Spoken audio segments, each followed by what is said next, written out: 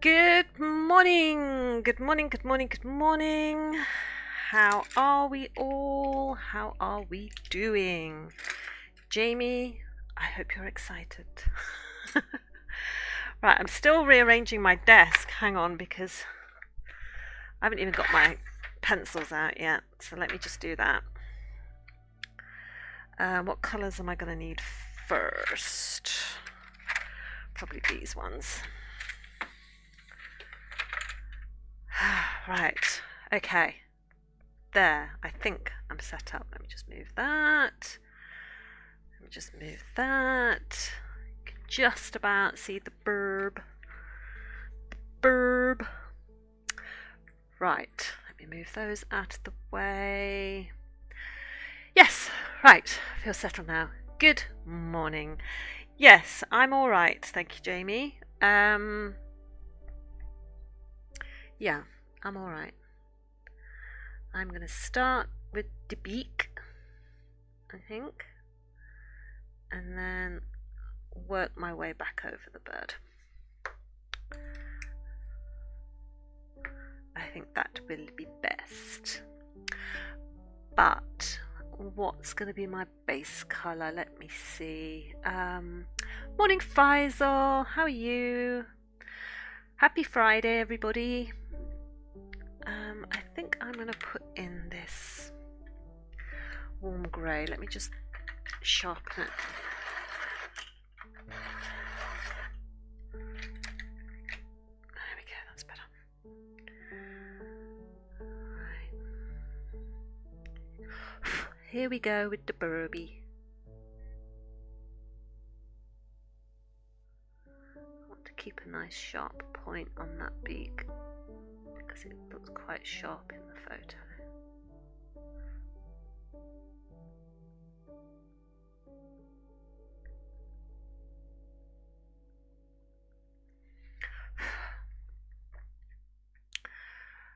Am I sure I didn't sound confident? No, I am.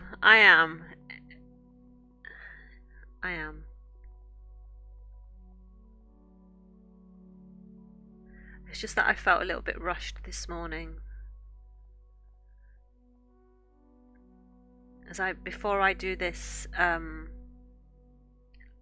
art stream, I do an hour's writing from 8 o'clock till 9 o'clock, and as usual, about 8:30 I got interrupted halfway through by Jared poking his head round the door saying, "Can I use the shower?" So I got kicked out so that Jared could use the shower, and then I was downstairs discussing a few things with Nick, and then my brother rang, and so I was sort of talking to my brother, and it just seemed like there was lots of interruptions this morning. And then I suddenly realised the time, and I literally got back up to my desk at 9:26, it said on my desktop clock. And I was like, shoot. I was still in my pyjamas, so I very quickly threw on some clothes. I know you can't see me, so it doesn't matter if I'm in my pyjamas or not, but it was just, oh, for goodness sakes. And then, like I said, I didn't have my desk ready, nothing was ready, nothing was done. And so I just felt just a little bit out of sorts, rushed and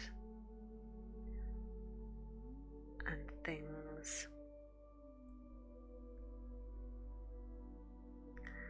So I'm just putting down this lovely soft layer of warm grey 2, because we've got that lovely sort of pinky purple on the beak, and so I just want the grey underneath it before I put the colour down.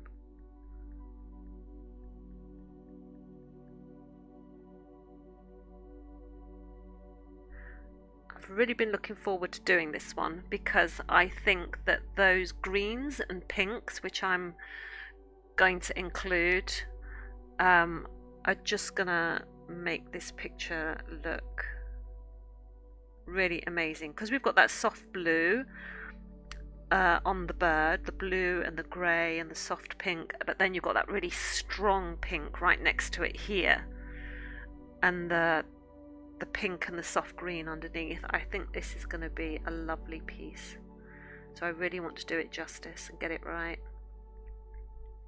The little bits of green that are just above the bird, that just sort of come down off the top of the picture, I'm not including, because I just thought that I did include it in the sketch, but then it made the top part of this piece look quite heavy and crowded.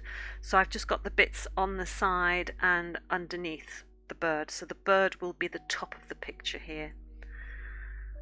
So that's my plan. So I've altered it slightly, ever so slightly. There we go. Right. Nicolette versus the World, yes. You're surprised I didn't go Dalmatian. I wanted to go Dalmatian. I very nearly went Dalmatian, and I will do the Dalmatian, probably once I've finished the cat. But I chose the cat because when everybody voted, Becca voted for the cat, and she was like, you'll never come down on what I vote for, because you'll be like, oh, I can't vote for your stuff, Becca, because your family and everyone think it's cheating. And I thought, well, no, she fairly voted and I got to make a casting vote, and so I decided that's what I was going to do. So, right, purples. Let me get out my little selection of purples and see which I think is best. Let's try this light magenta first.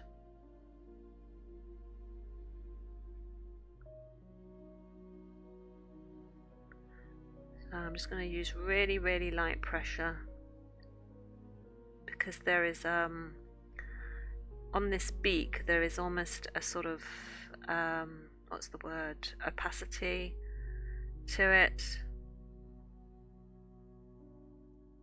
So it needs to almost have like a glaze to it.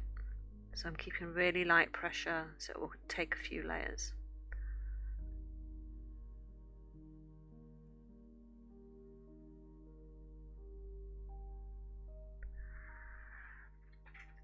Becca played the family card. She does watch the stream. She does watch the stream sometimes. She does.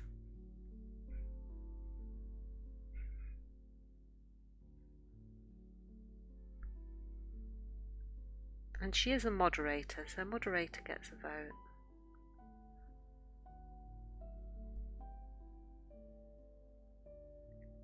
Though I guess I need a moderator for when Becca isn't here. Who wants to be a moderator? Jamie, do you want to be a moderator?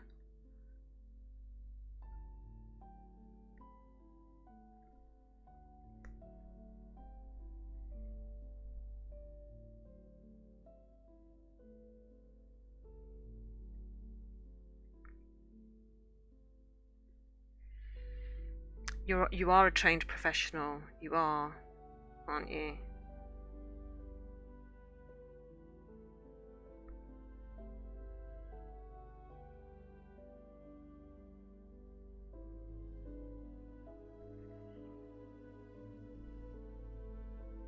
You think that's a good idea? What do you say, Jamie? You can say no. Just don't ask James for a resume. I don't think I'll get a clue. Yeah, well.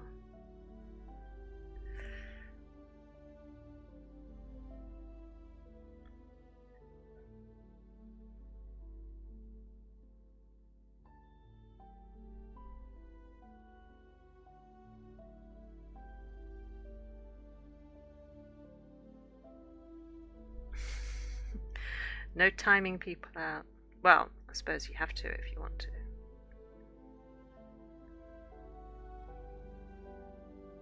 But I could do with someone who is here always.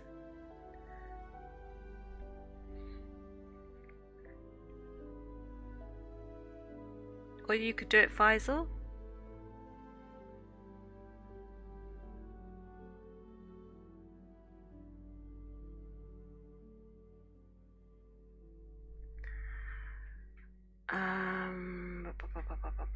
Right, I think I just need a little bit of a darker purple. No, is it purple? Is it pink? It's pinky purple, isn't it? So I just need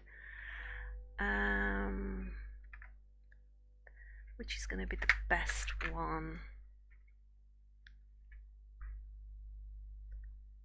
The darker section here.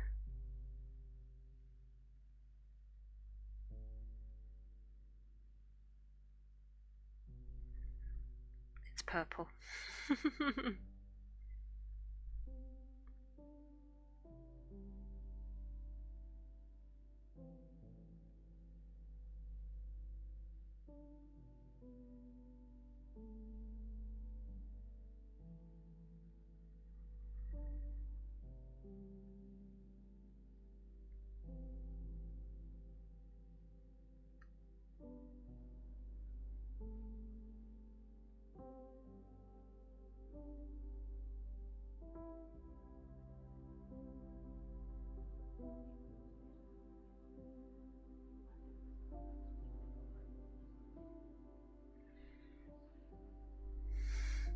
100% purple.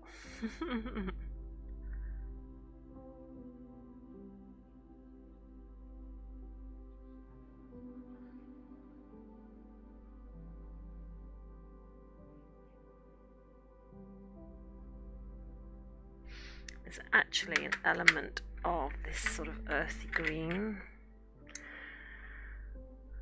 The only issue with Jamie being a mod, we can't say anything bad about the colour purple. Why would anybody say anything bad about the colour purple?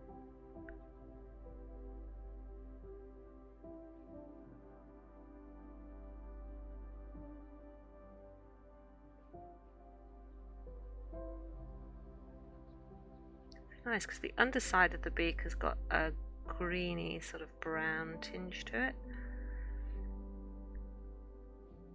and this soft green and the soft pinks sort of go together.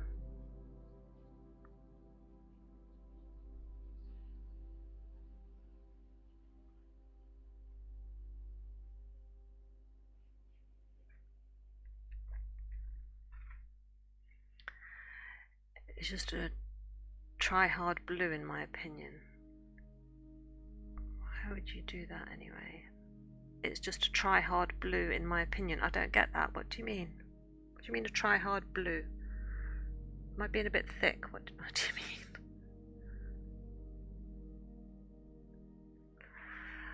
I would say though, whoever doesn't vote for a bird when picking an animal will be banned. Well, I mean, that just sounds like sound judgment. I mean, sign you up there and then, yeah.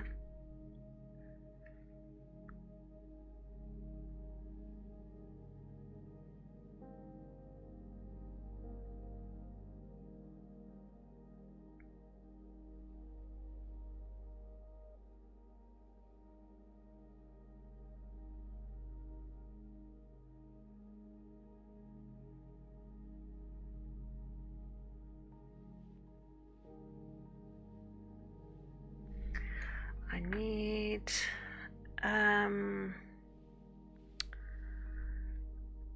where's that? I've got so many ready pencils on my desk now. I'm like trying to find the one that I need. There we go.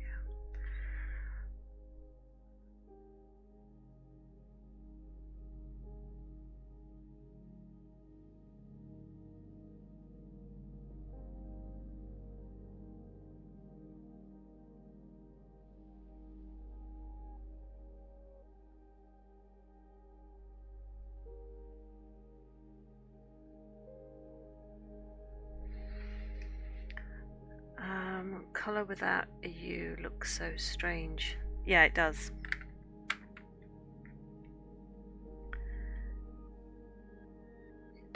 It does.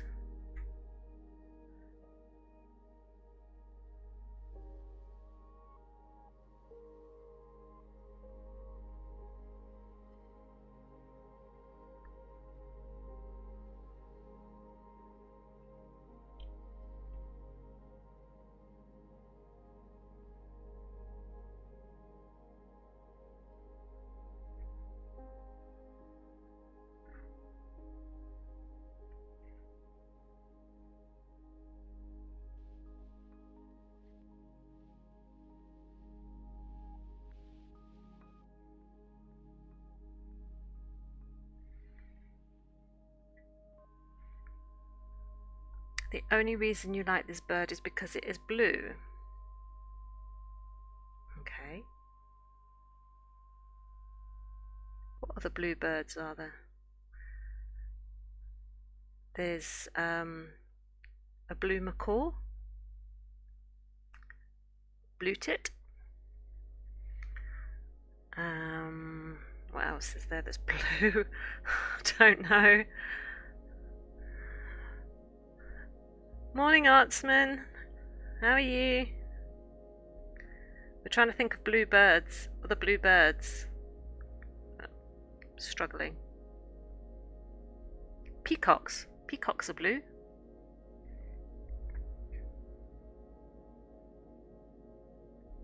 That iridescent blue, aren't they?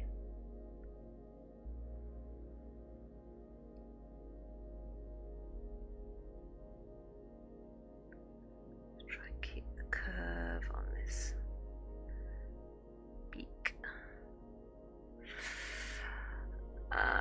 Blue jay, yeah.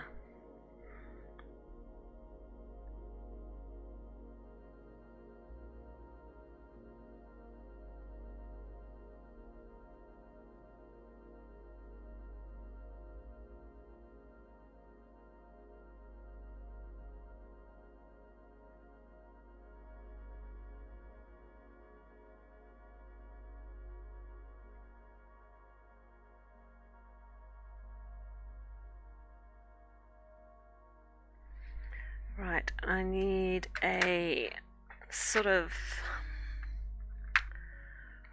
purple, violet.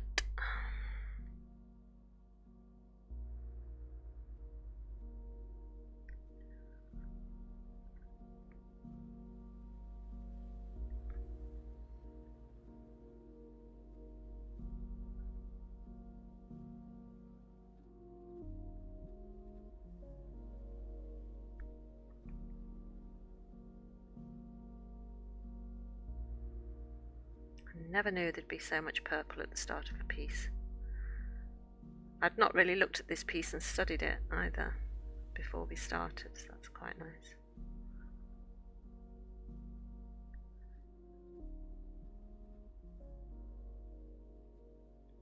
Normally before we start a new piece, I sort of look at it for a while offline to think about how I'm going to tackle it and how I'm going to start it, but I've not actually didn't really look at this one.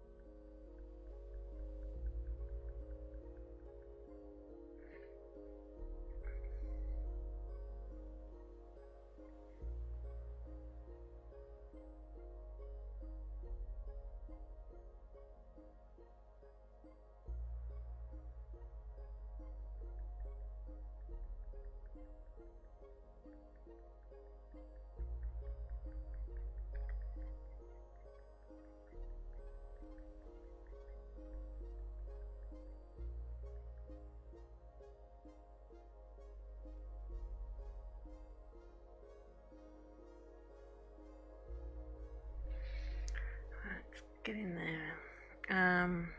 Don't snitch to Natalie. Violet, you're turning violet.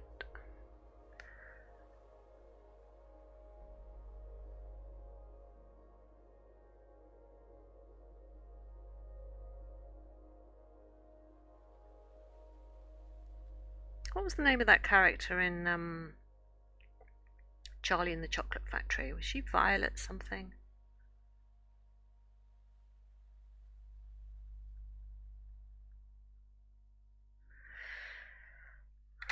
Right, and I need a softish green. I just think some of this green is reflecting onto the underside of this beak, and it just gives this lovely colour against the pink, because those greens and pinks go so beautifully together.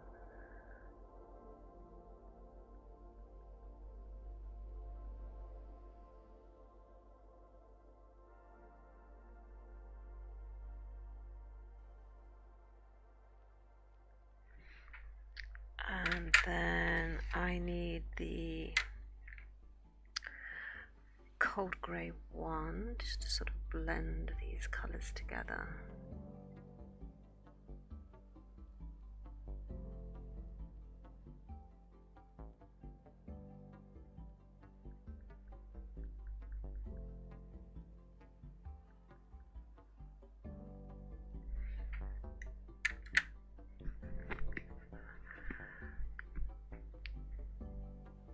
Oh, that quote is from Charlie and the Chocolate Factory. Oh, yes, it is. Yeah, Violet, you're Tony Violet. What was her surname, though? It was Violet something. Violet what?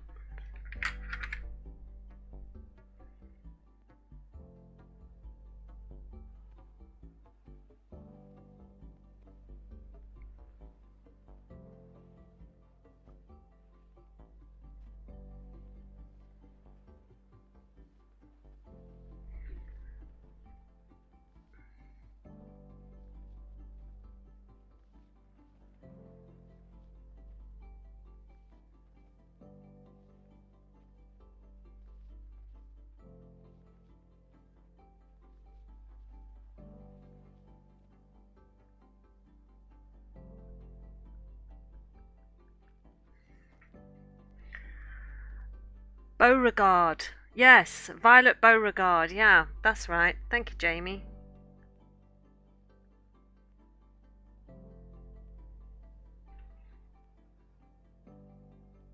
What's everybody's favourite Charlie and the Chocolate Factory movie? Is it the original one with Gene Wilder, which is the one that I grew up watching, or is it the Johnny Depp one?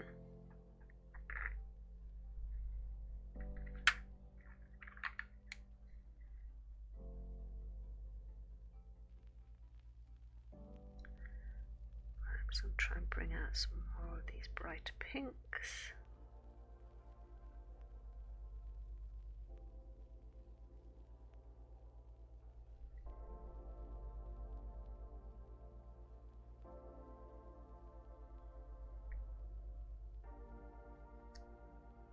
I kind of like the Johnny Depp one. I think it's different and it's weird. I mean, it really is weird. But I think the Gene Wilder one will always hold as being the better one because it was just, well, it was the original, wasn't it? You haven't watched the original, Faisal? Oh my god, you should watch that one.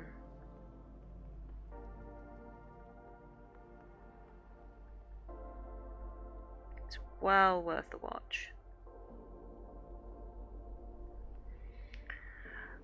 Gene Wilder is one of the greatest comedic actors to grace the screen. Rest in peace. Yeah, he was brilliant. What was my favourite film with him in? Let me just Google his IMDb list because I remember there was a film that he was in that I absolutely loved. What was it?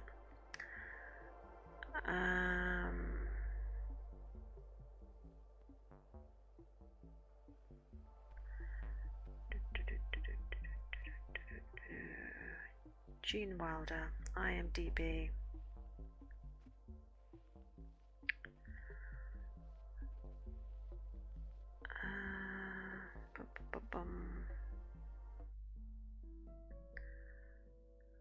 Where was it? See No Evil, Hear No Evil. With was it with Richard Pryor? That movie, I loved that movie. That was so good. I just couldn't remember the title of it.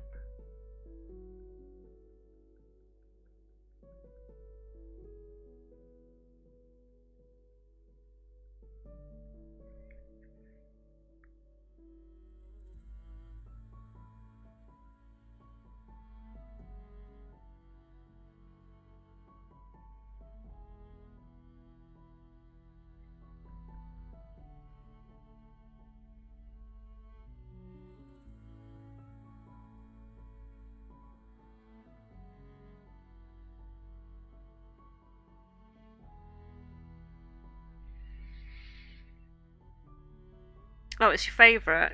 Oh, yeah, it's a really good movie. I haven't seen it in ages. Oh, I'd love to watch that again.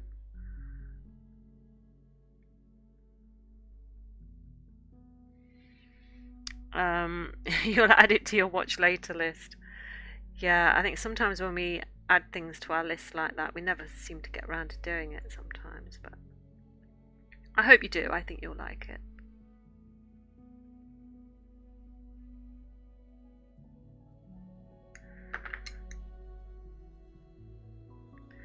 Right, I'm just going to try and blend some of this green into this pink now.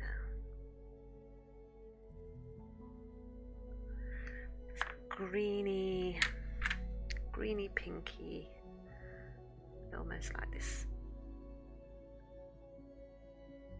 grey over the top of it, and it just sort of softens down and flattens some of the colours, because this beak is really quite smooth obviously in real life, apart from this rough bit on the underside, so I want to try and create that smoothness.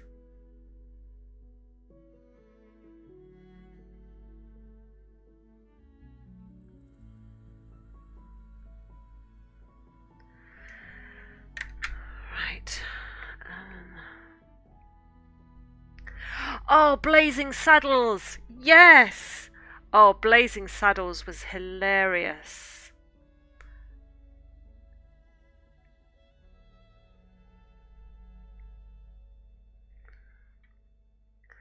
Thank you for reminding me of that one as well. If you've not seen Blazing Saddles, Faisal, you've got to see that one. I mean, it was like really old-fashioned comedy. I don't think you'd get away with some of it now, but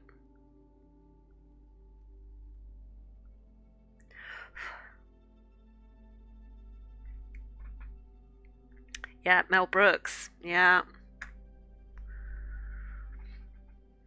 Oh my gosh. Right, let's take away this little bit of pencil. Where's my brush? There we go. I need a better brush than that.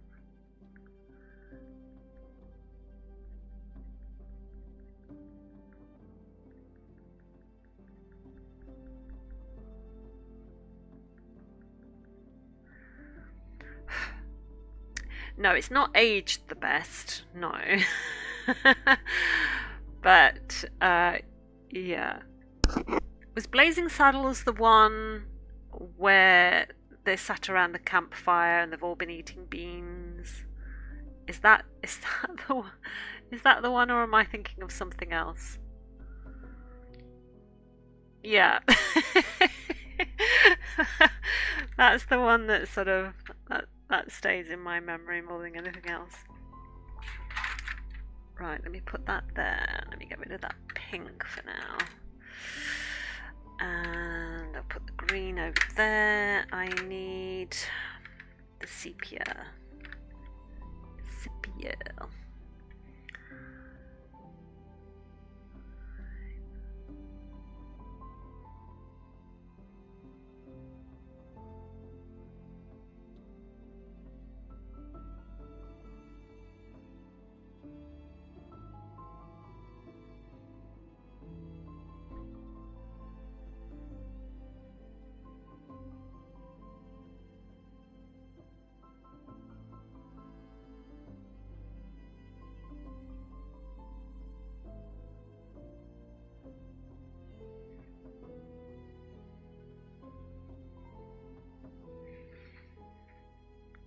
It would not fly these days. No, it would not.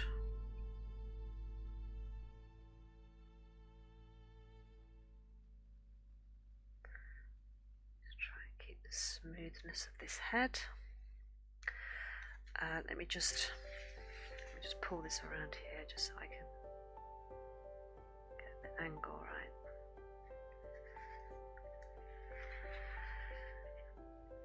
Kids would need therapy after seeing it today. Yeah.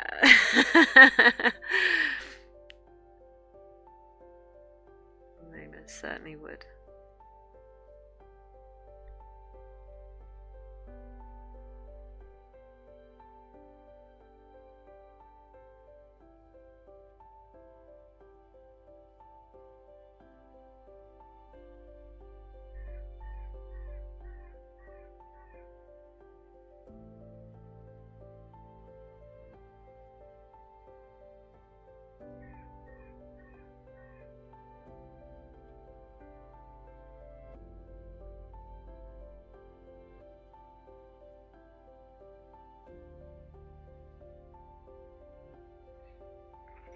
I'm just trying to think of some of the other old comedies that I used to watch as a child that I used to love.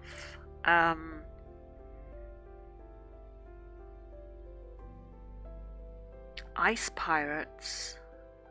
I don't remember that. Ice Pirates. See, you guys always get me having to reach for my phone and googling things because you'd say stuff and I'm like, Ice Pirates. What's Ice Pirates?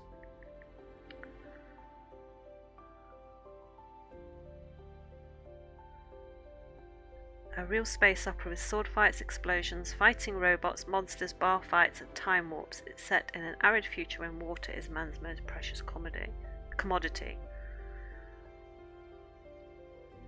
No, I don't remember that, no. 1984 that was released. Jeez. So I would have been 12. But no, I don't remember that.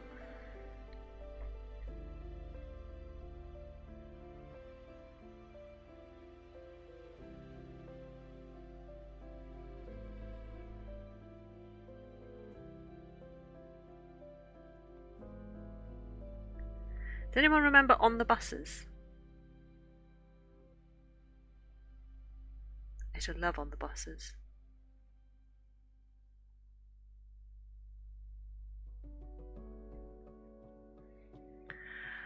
You was born 1970. Oh, so you're a couple of years older than me. Minus 15. Oh, I used to love On the Buses. I hate you, butler. The conductor. What was his name? I thought him as a character. He as a character was really funny. Was it Eric Sykes? Was Eric Sykes on the buses?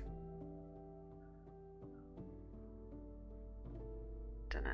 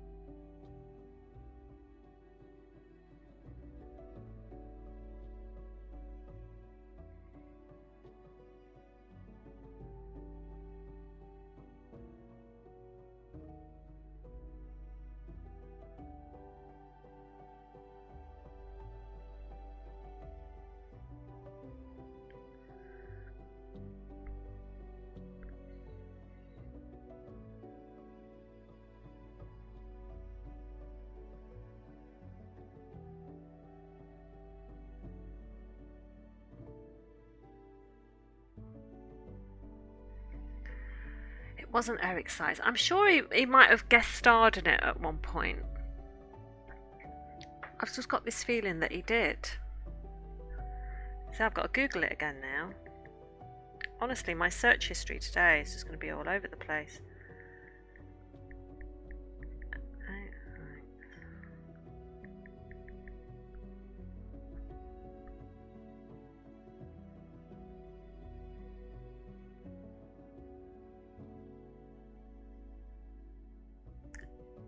Yeah, he did. He was in an episode called Sykes' Bus.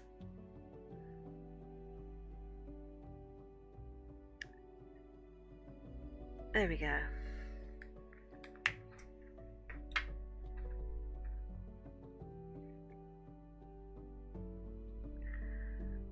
Right.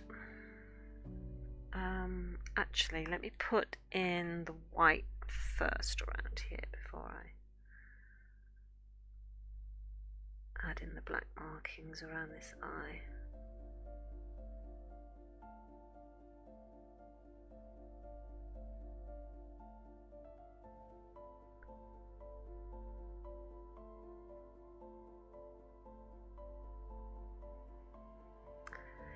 I always used to feel sorry for Olive on the on the buses, because she always used to they used to make her look really, really ugly, this poor woman, with those bottle bottom glasses, and they always had her eating pickled onions while she was pregnant. That's a sort of overriding memory I have, was her eating pickled onions straight out the jar because she was pregnant.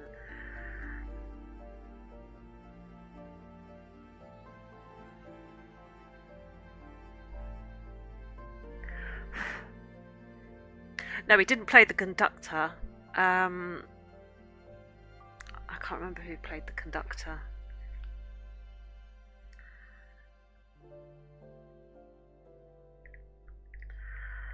On the bus's cast list.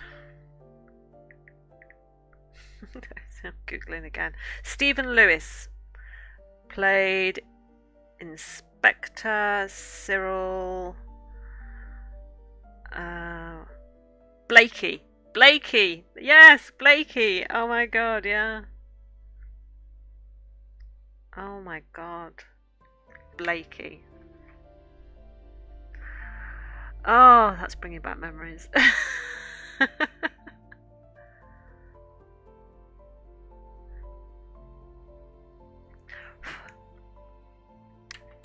Right.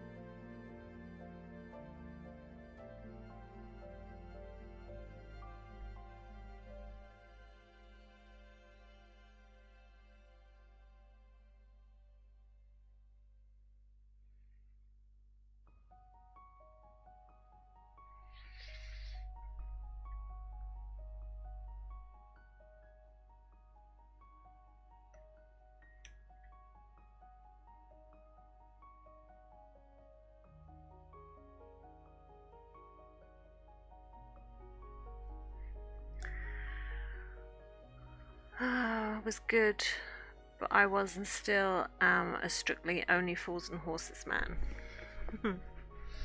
Okay, so with Only Fools and Horses then, Jamie, did you prefer Grandad as a character or Uncle Albert? Oh, I need the sepia for this, don't I?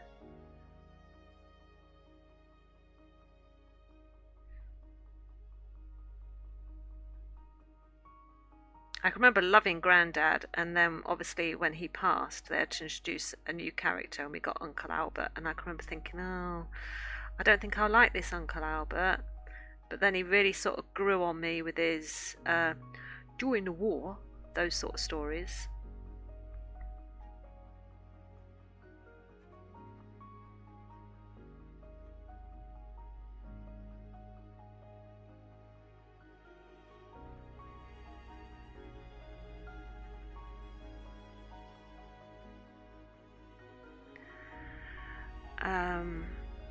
Grandad only had 3. Was he in for 3 seasons? Oh wow! So he was in for a lot longer than I realised.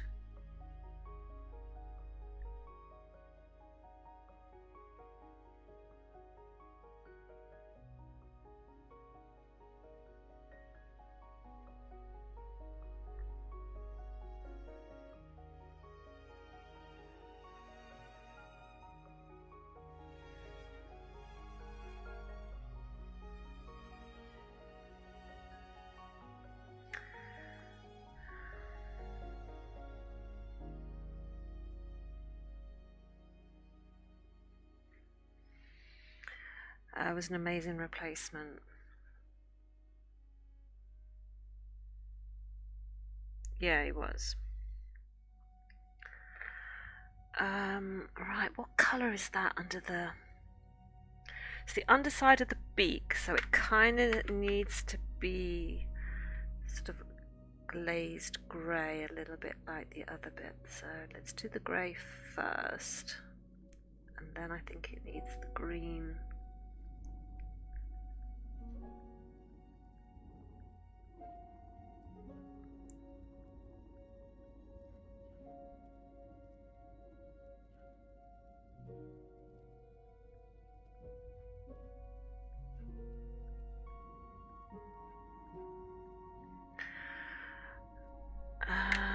And it needs a little bit of this.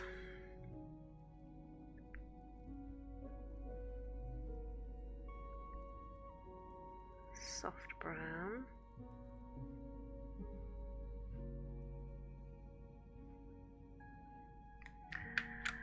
And then it needs that green again.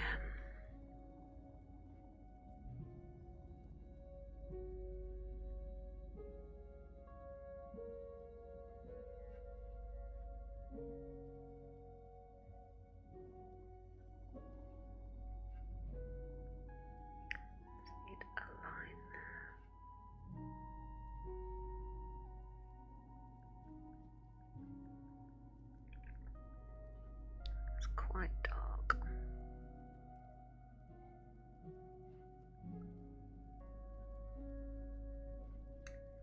And then a softish grey.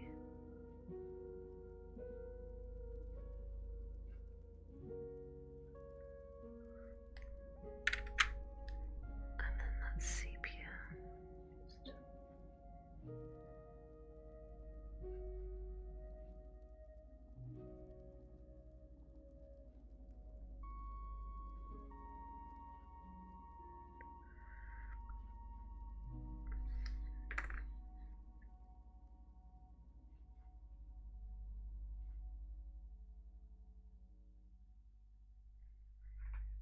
Okay, so that beak's starting to look a little bit more in place now that we're sort of putting in some colour and some shading around it.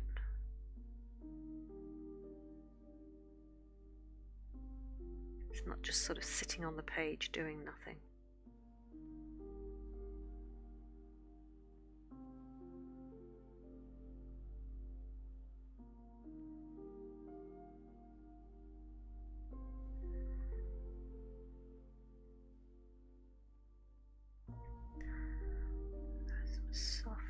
Ever so soft little pieces coming. Feathers over there. And I just want a little hint of icy blue on that.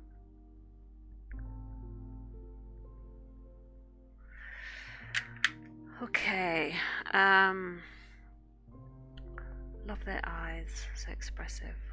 Wait, I didn't start with the eye. I sort of wanted to go here, and I'm going to sort of work my way back on the bird and then sort of come in with the flowers. So I'm sort of trying to do the bird bit by bit.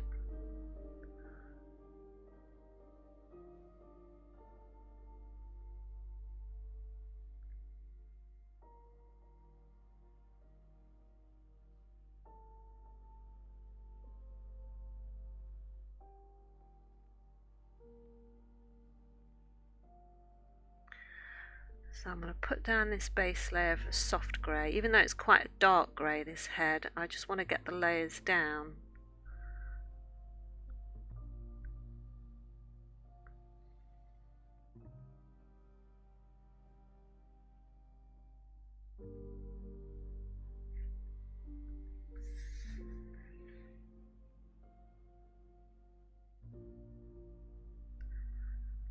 I'll darken it up as I go.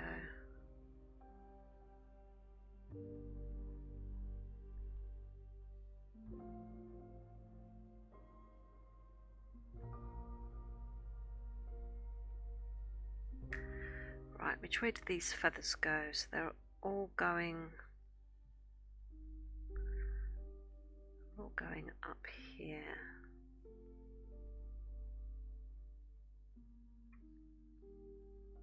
I'll go up to where that pencil mark is.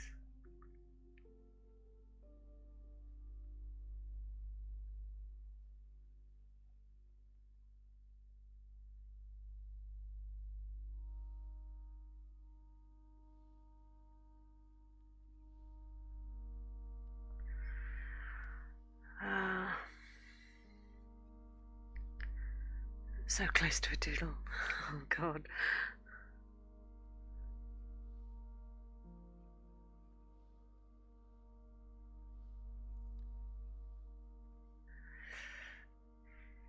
Right, now let me have a look. So the feathers here sort of curl round slightly, and they come round in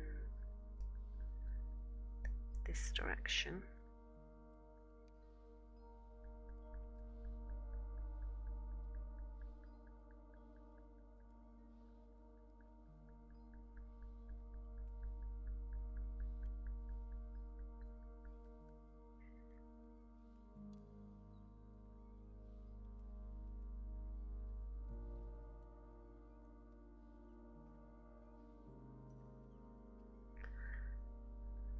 I'm going quite quickly on this base layer because the base layer doesn't matter so much, but I'm just sort of trying to get the feather direction at least.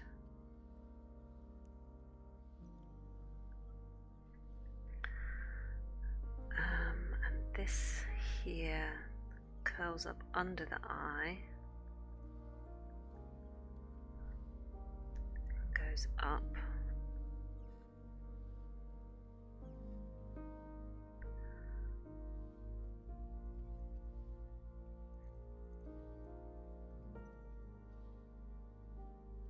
Sort of levels out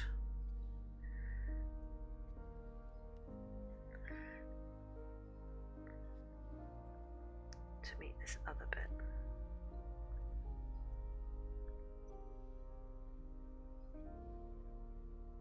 Okie dokie.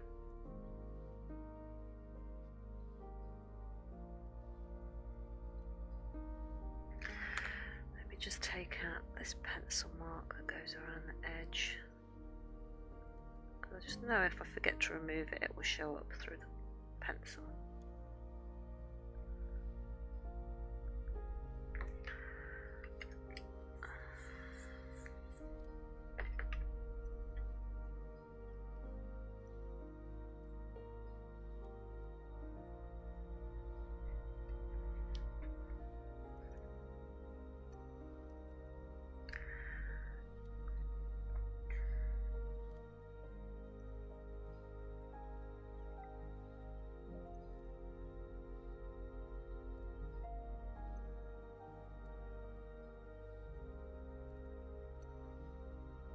I've got to go and have my flu jab tomorrow.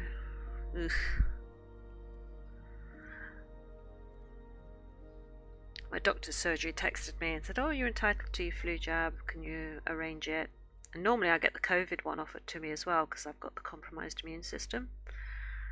But I've not been offered a COVID jab this time, which is surprising.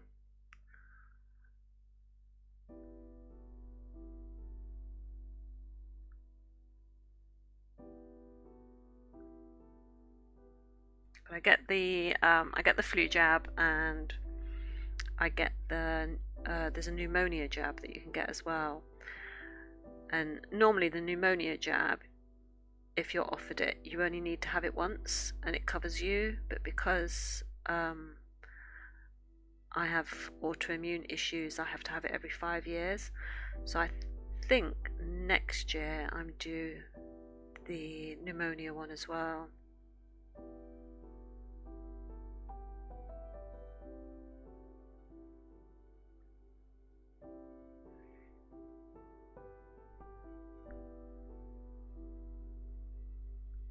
Yeah, it's not so bad. I don't get any side effects from having them apart from, a sore arm.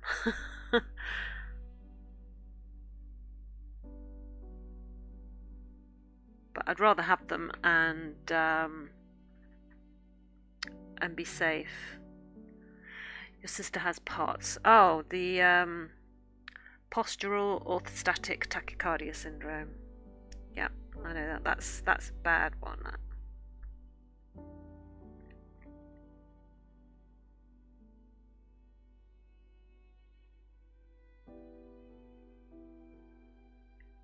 Doctors thought I had that once, but I just have really low blood pressure. That's the only reason I know about it. because they tested me for it.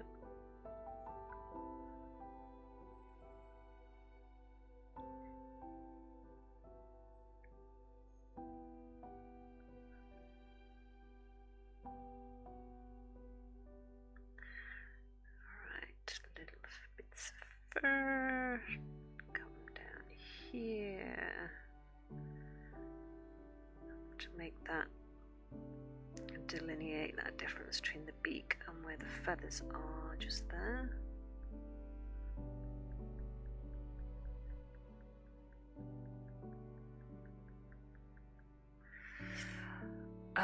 You get a shot every couple of weeks for your mental health.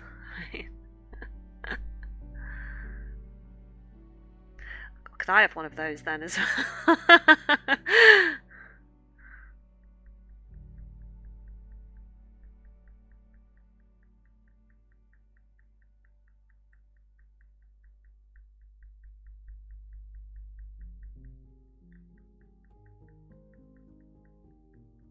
I don't mind getting shots, I don't mind needles. So I used to be a phlebotomist, as you know, so needles don't bother me.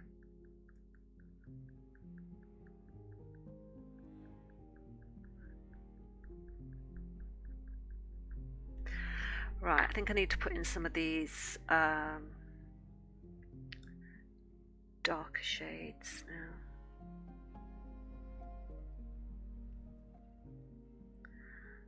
I think this dark sepia is going to probably be the best colour for it, but we'll see.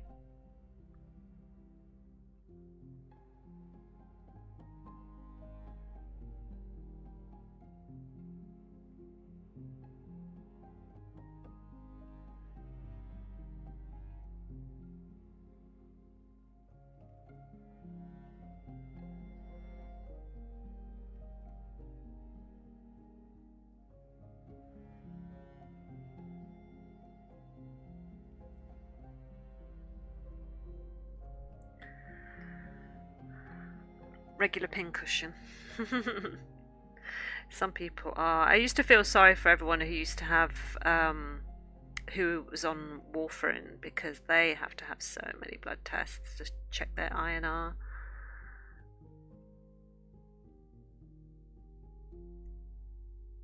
I used to feel like a regular pincushion.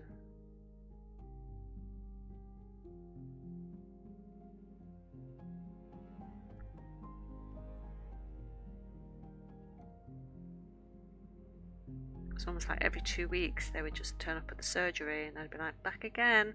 It would always feel like I'd only just seen them and they'd be back again for another test. But I suppose for safety you have to have it done. No, I wasn't a nurse. I was I've worked as a phlebotomist, I've worked as a healthcare assistant, and I was a first responder. So I would answer 999 calls and go to that person's house and keep them alive until the paramedics got there, and then the paramedics would take over. So where I live, we are far enough away from a hospital that the ambulances can't reach us within their 7-minute time that is allotted to them by the government. Like, all calls have to be answered within 7 minutes. That is their target that they're meant to reach. And because of where we live, we're just far enough away from a hospital where that target can never be reached. And so in those areas that don't have the 7-minute coverage time, the ambulance service train volunteers to attend and keep people alive. So we would receive training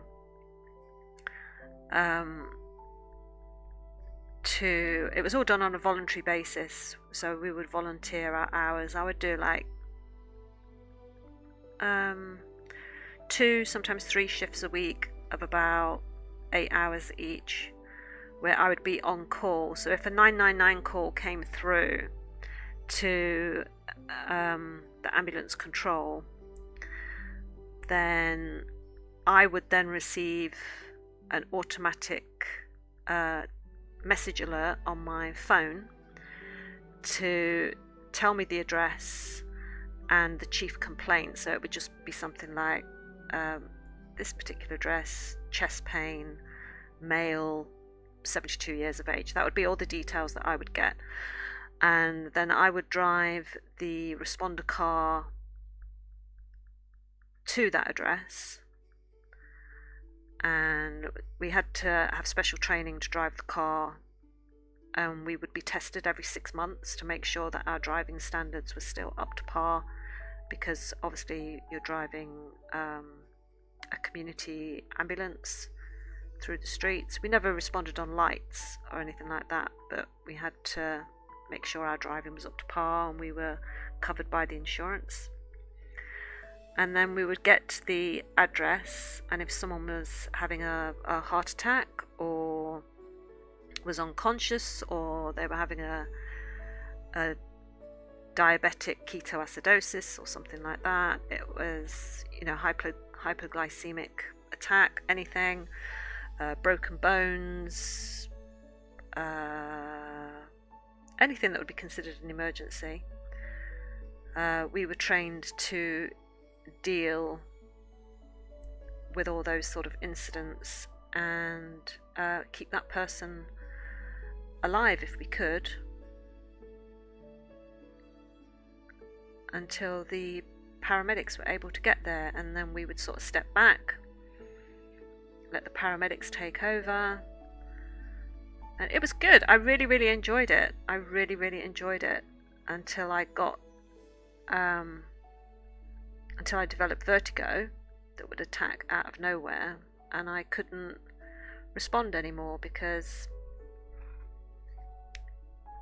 I could be helping someone, I could be, literally doing chest compressions on someone to sort of try and keep them alive, and then, what if I had an attack of vertigo where I couldn't be upright myself because I'd be crashed out on the floor with the room spinning all around me.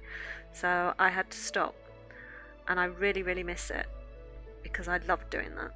I loved being a first responder. Migraines. Migraines causes my vertigo. It's a condition called MAV, migraine-associated vertigo. And that's what causes mine.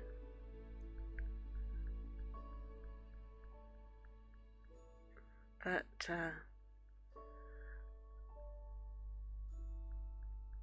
I saw some sights, let me tell you. I saw some sights. You wouldn't believe the way some people respond to their loved one who's having an emergency. I'll tell you one. I won't obviously give out any personal details, but I got this call. I was on duty and I got this call to say that there was a male patient who had gone into a hypoglycemic attack. He was diabetic, type 1 diabetic, and he'd passed out. And he was at this, he was at an amusement arcade, and apparently he was flat out on the floor. So I went racing over to this arcade and got there, and you have this huge, massive bag that you have to carry filled with your equipment, because it's got your oxygen, it's got your defibrillator, it's got all your equipment in there, your bag valve mask, your BP stuff, your stuff for testing sugars, and all the equipment. And I sort of parked up and I sort of hauled this bag into this amusement arcade, and there's this guy laying on the floor, completely oblivious to the world. And next to him is this woman. And this woman was the guy's wife. And they were like, I don't know, mid-50s, something like that. I don't know. And she was like, oh yeah, he just sort of passed out next to me, and yeah, he's type 1 diabetic and everything. And I was like, right, okay, is there anything else that I need to know? And she was like, no, not really. She seemed totally nonplussed by what was happening to her husband. And so I treated the guy. So we had like these glucose sachets that were like gel, like a glucose gel. And so we could put those, we would rub, put gloves on, obviously, and rub this glucose gel into the gums of the guy to sort of bring him round. And I sort of did that, and he slowly started to come to, but he was very confused, which is what you sometimes get when you have a diabetic collapse like that. He was very, very confused. And I noticed when he'd fallen to the floor, when he sat up, he must have had change in his pocket from playing the machines. And so all this money fell out of his pocket onto the floor, and obviously it belonged to him and his wife, and I didn't want them to lose it. And I said to his wife, I said, do you want to sort of keep that safe until the paramedics get here, sort of thing? And she went, oh yeah, lovely. And she bent down and she picked up these coins, turned around and started playing the machines. I was just like, okay. She was just not bothered. I mean, clearly she must have seen this happen to him many times before, but it was just, I just remember being like, if my husband had collapsed on the floor next to me, I'd like be really, really concerned. And she was just like, oh, I'm going to carry on playing the machines. And she paid no attention. She paid absolutely no attention. She was more concerned about whether she could win any money than she was about her husband on the floor. And then about 10 minutes later, the paramedics sort of turned up and they sort of took over, and they just sort of looked at me and said, is she seriously playing the fruit machines, the one-arm bandits? She was playing those. And I went, yep. I said, as soon as the money fell out of his pocket, I said, she hasn't paid him a blind bit of attention. She hasn't even spoken to him and asked him if he's feeling all right. And they were like, wow, you see it all, don't you? And I went, you certainly do. I'll always remember that call because I was just so gobsmacked by... She just wasn't bothered. Was not bothered at all. Nope, the grind never stops. Whip out the divorce papers. Oh, gosh. Yeah, there is... That one sticks in my mind. There are quite a few that stick in my mind for various reasons.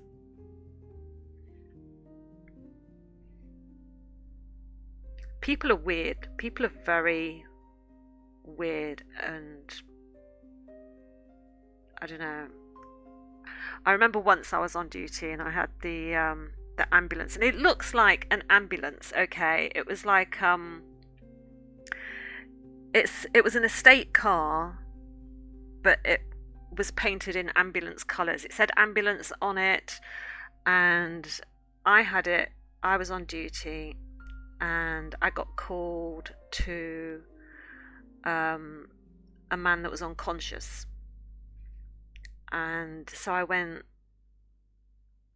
driving around to their house and got to the street, and there was nowhere to park. It was one of those streets where weirdo, you want to draw a weirdo, I will in a sec. It was one of those streets where there was cars parked all the way down one side of the road and all the way down the other side of the road, and there was literally nowhere for me to park without completely blocking the road, except for this one space that was over someone's driveway. And I thought, well, this guy's unconscious. I don't know why he's unconscious because I haven't even got into the property yet. But, you can't waste precious seconds. Someone could be dying. I mean, he wasn't. It turned out he wasn't, but I didn't know that at the time. And I thought, well, I'm just going to have to park over this driveway because there's nowhere else for me to park. The ambulance has got to get down this road, and so I'm just going to park on this driveway. So I went in, and oh god, it's gone a bit blurry. I went in and attended to this guy, and it just turned out that he had drunk an awful lot of alcohol, and he'd passed out. And it turned out that he'd got alcohol poisoning eventually. But so treated this guy, looked after him, kept him conscious, put him in the recovery position, protected his airway with a tongue depressor, put an oxygen mask on him, and all that jazz. And the paramedics turned up, and I said, right, I'll leave him in your capable hands. I went out, back to the car, and someone had put a note on my windscreen. They'd put a very unkind note on my windscreen saying that I had blocked their driveway. And who did I think I was? And I was inconsiderate and rude, and who did I think I was? And could I be more considerate parking next time? And I was like, are you kidding me? I'm an ambulance.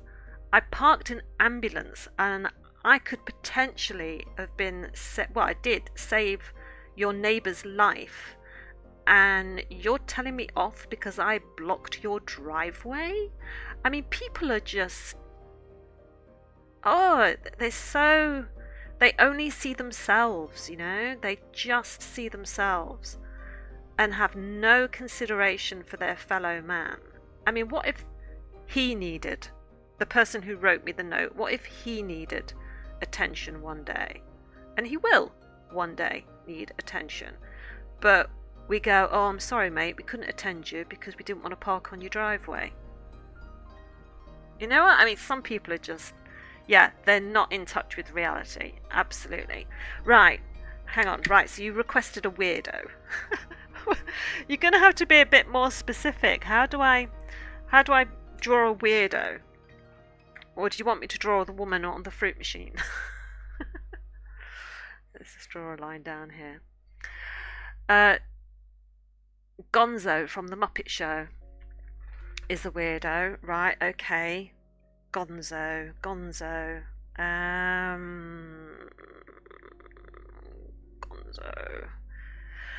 Okay. Gonzo. He had big eyes, didn't he, Gonzo? So let's do some big eyes. Just trying to. I haven't watched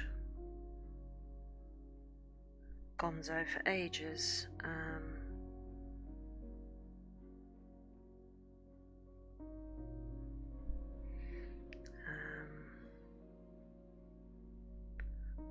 Yeah, that kind of looks like his eyes. He had like a, it was like a weird beak thing, didn't he have, with his nose? God, how did the? God, this is going to look rude. It's going to look a bit phallic. Oh God.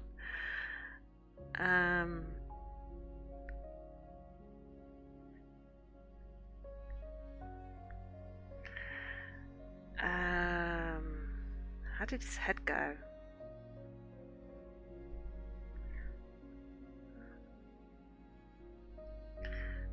Didn't he have like? Wasn't he fluffy? I'm gonna give him fluffy because I think he was fluffy.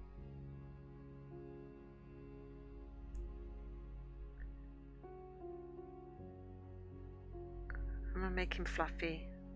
I might be wrong. I can't remember what Gonzo looks like, but this is what I think he looks like. I might be drawing the wrong Muppet.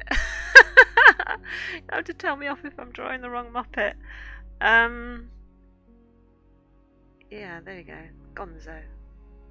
Is that Gonzo? Kind of looks like a baby Gonzo. Okay, so I have remembered the right Muppet then. There we go. It's good enough for you. Excellent, excellent, good. I would hate to think that you've wasted your points. Right, where was I? What was I doing? Should I close your eyes now? Never. Oh, thank you. Right, so now I can do these little patchy darker bits, because there are little patchy darker bits.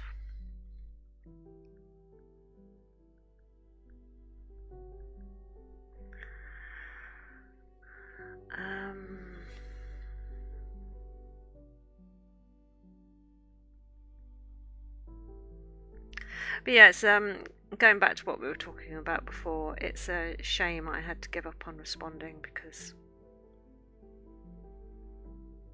I loved that.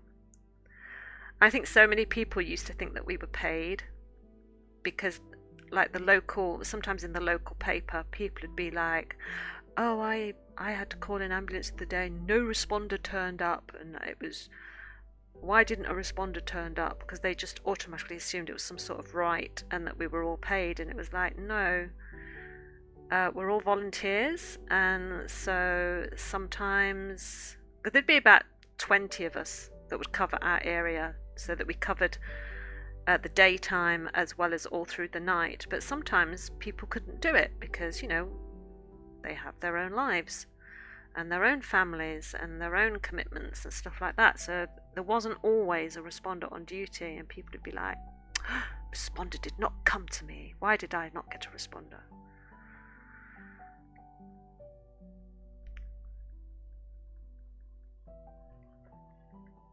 The spitting image of Faisal. Oh dear. It's not the spitting image of Faisal. I've seen Faisal. I've seen his pics on Insta. It looks nothing like him.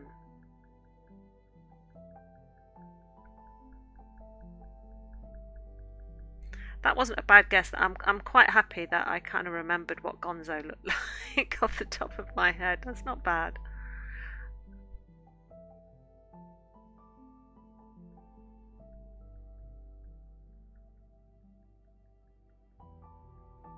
Who was everybody's favourite Muppet? Natalie isn't here. Someone has to be the bully.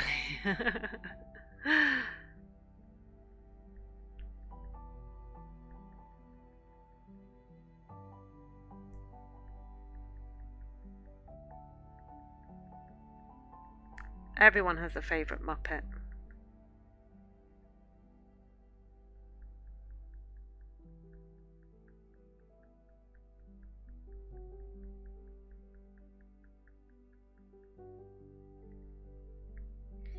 Animal.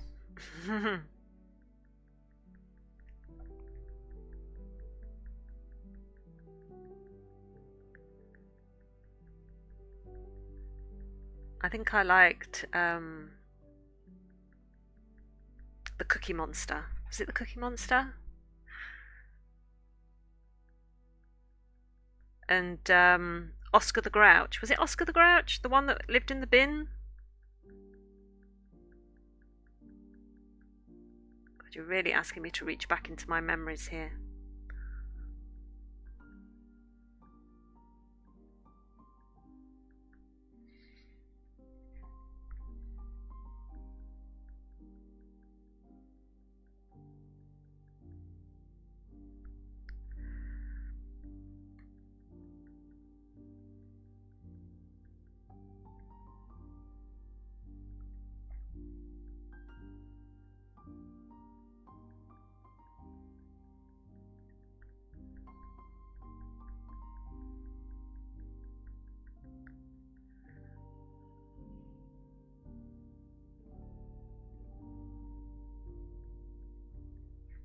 Right, I need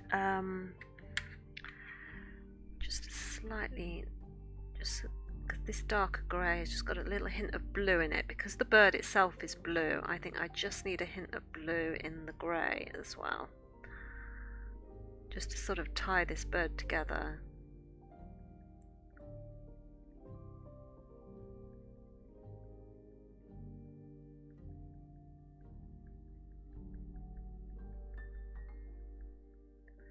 Just a little subtle thing, but it will all help work towards the end result.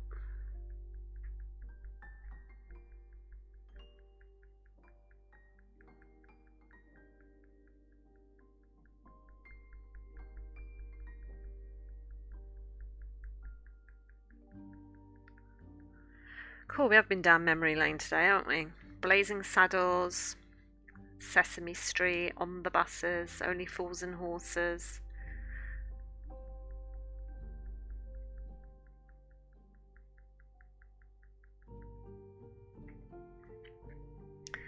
Yeah, I think the birdie is taking shape. I think now that I've got that dark feather around the beak, I think I just want to darken the beak just slightly, a little bit more.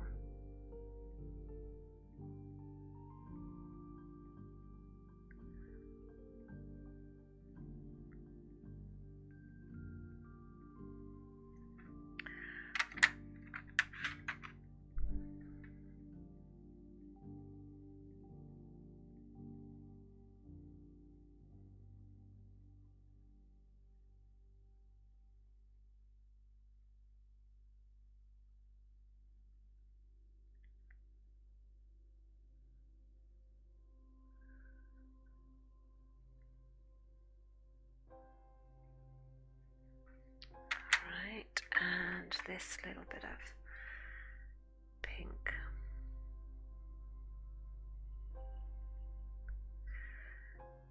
So apart from me getting my flu jab at the weekend, what's everyone else doing?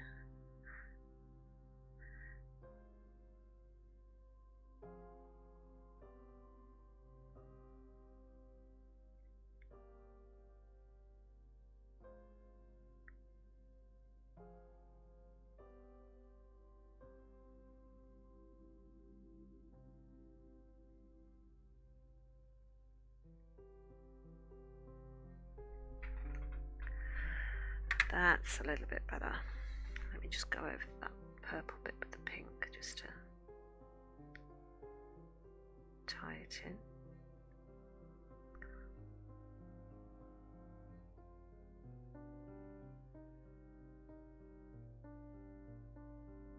That's better. Oh, that's much better. Yeah, happy with that now. Eating a bagel? What, for the whole weekend? Stringing it out. Out tonight, and hopefully seeing the new Saw on Monday. Oh, okay, cool. Oh, Natalie, thank you for your subscription at Tier 1 for 2 months. Welcome back to the channel. It's bagel weekend. Plain bagel? What do you have on your bagel?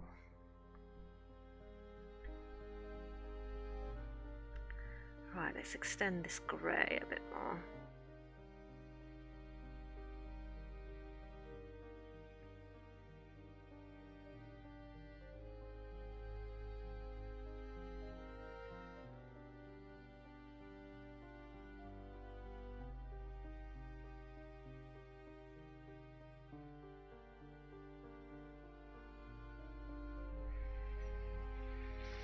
Toasted with butter. Oh yes, I mean that's just a classic, isn't it? I do like a toasted bagel with just butter on it. We used to be able to get these bagels that had like cinnamon on them, and they were almost like a tea cake because they've got like sultanas in and things like that. I used to really like those toasted with butter. They were really nice. But the gluten-free bagels that they offer in the shops, they're not very nice, so I don't get to eat bagels.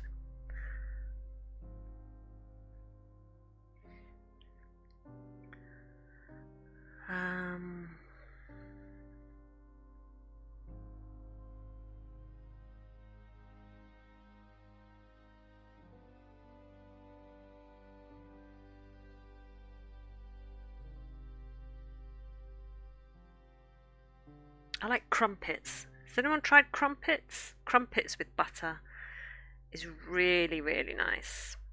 Though when I was growing up, we used to call them pikelets.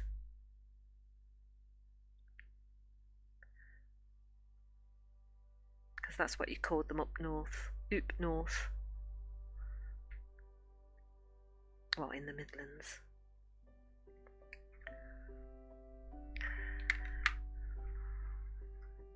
crumpets are lit. Yeah, they are. I mean, there is just something about that butter going through all the little holes. I think pikelets and crumpets are different things.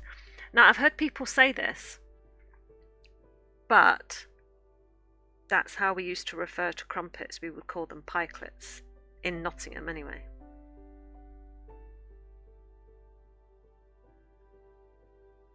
Either that or it's just my family that was weird. Which is a strong possibility. The flip is a pikelet. You'll have to Google it, Jamie. I think it's actually spelled P-Y. P-Y-C-L-E-T. Pikelet. I think. But it's a crumpet.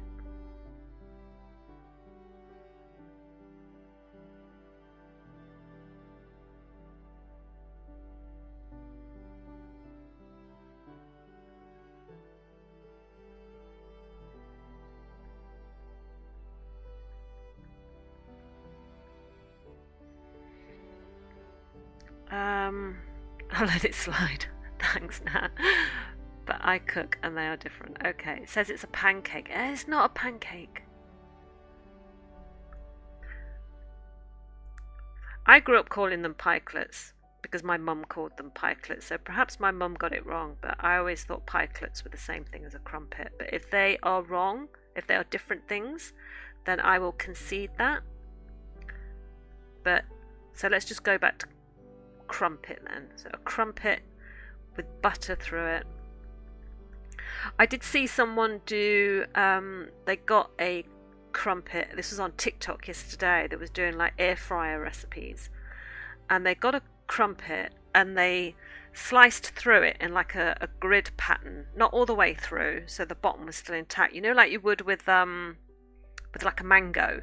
You would slice it in the crisscross pattern and then you turn it out to get the mango bits. Well, they did that with a crumpet. They put butter on it and then a load of grated cheese and then stuck it in the air fryer for like, I think they said like 8 minutes. Oh, it looked gorgeous when it came out.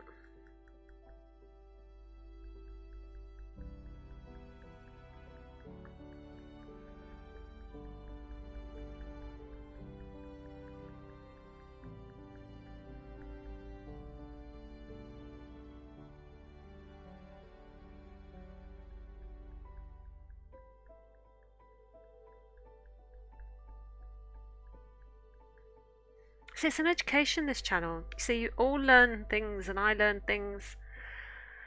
But you was born in Nottingham. Yes. Nottingham. Nottingham born and bred.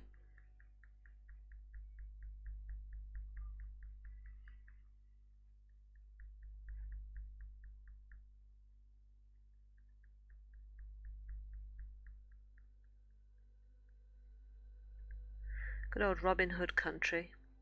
Did everyone see that the that sycamore got cut down from the Robin Hood movie? Well, it wasn't from the Robin Hood movie. Obviously, it existed not just for a Robin Hood movie, but because it had that scene with Kevin Costner and Morgan Freeman at that tree near the wall, Hadrian's Wall. And some 16-year-old kid took a chainsaw to it and cut it down. I mean, his parents must be so proud.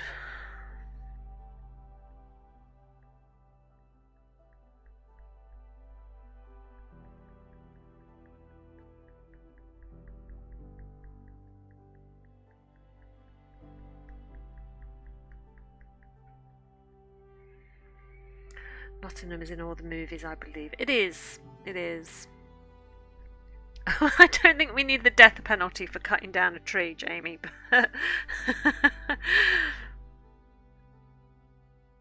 But yeah, I mean, oh. Yeah, so it was this famous sycamore a sycamore tree that sat in this little valley where Hadrian's Wall sort of runs through, and it was in the Robin Hood Prince of Thieves movie with, like I said, Kevin Costner and Morgan Freeman, and it's quite a famous tree. It's quite a famous valley, that little part, because of that movie, I think. And a 16-year-old boy decided to take a chainsaw to it and has cut it down. It was in all the news yesterday.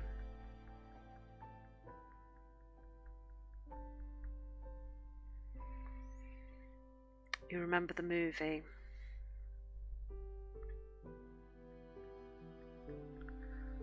Good movie, that one.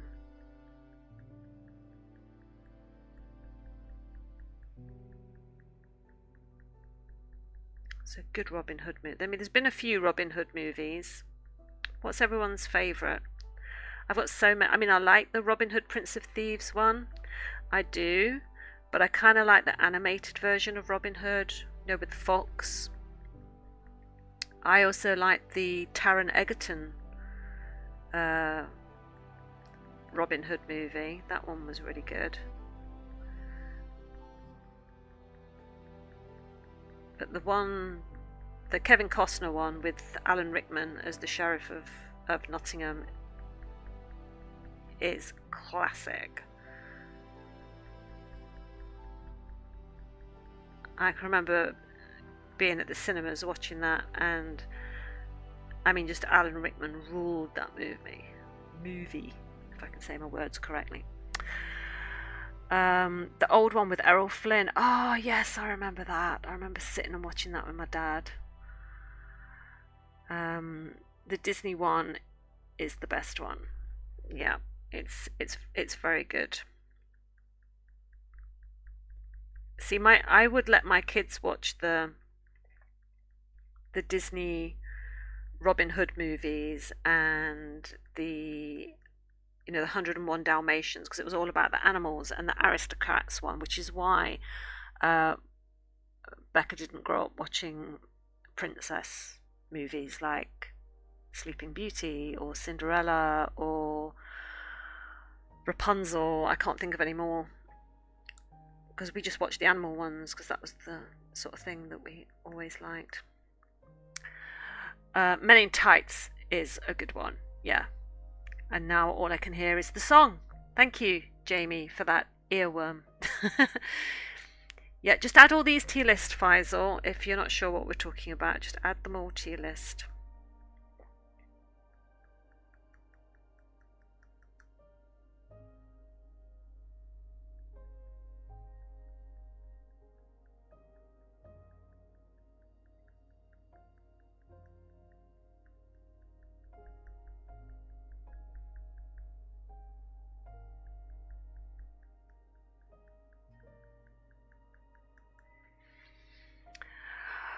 Robin Hood and Little John are walking through the forest. That was a good movie. I love those songs. Oh, the Tea Fairies arrived. Hello, chat. Nick says hi. Thank you. Oh, and chocolate. Look at this. Look at this, chat. Chocolate. Hi, chat. Actually, it's 261. Get your facts right. Ah, right. Okay. Becca did grow up watching all the classic movies. Thank you. He's gone now. He's brought my tea and chocolate, which is like, he's obviously upped it a level. He's now a level 2 tea fairy. Bless him.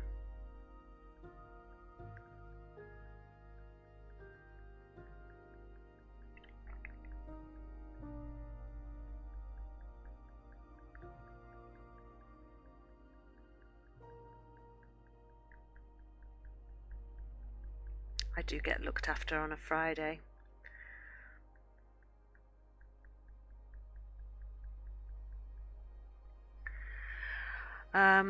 English breakfast or herbal? No, it's PG Tips. PG tips, I'm afraid, Natalie. I love my PG tips. I do like Yorkshire tea as well. Whoever said Yorkshire tea is the best earlier. But we mainly buy the PG tips because I prefer that one. We have the Yorkshire tea for Jared. Jared and Nick like Yorkshire tea, so we have that in for them. But I will have the PG tips first. That's my first choice.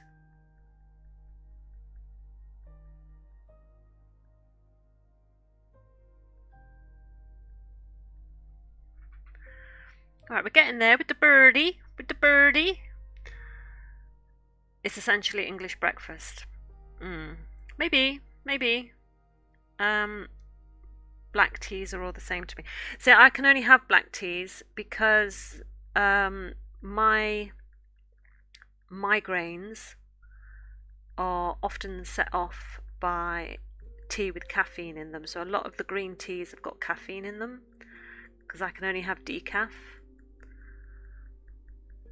So I'd stick with the PG tips because they make a really nice decaf tea.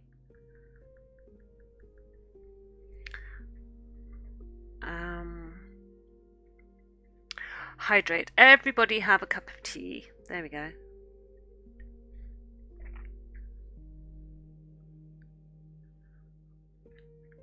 Look at Natalie trying to act British. Faisal.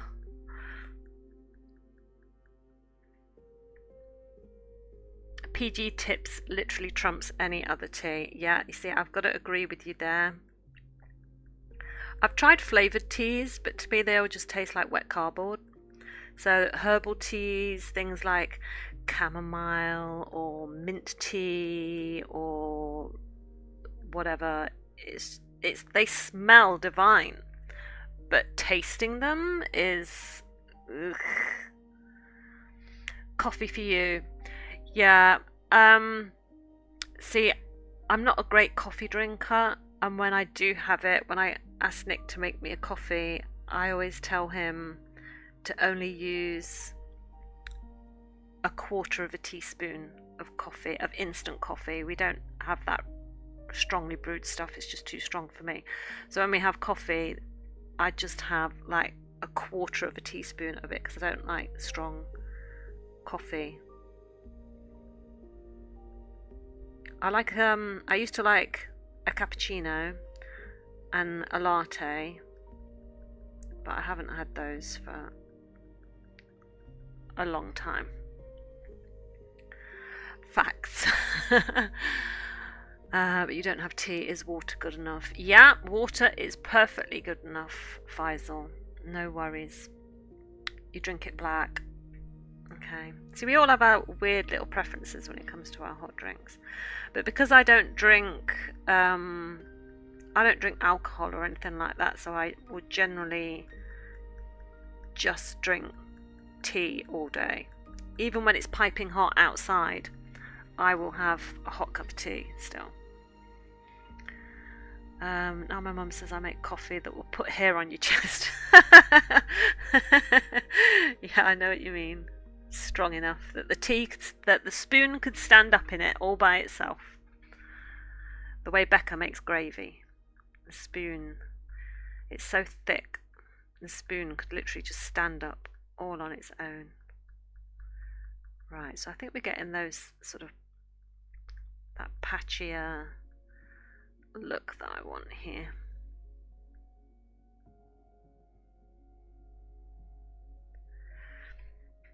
Now, where was that dark grey with the blue in it, just so I can add some, just because of the feathers.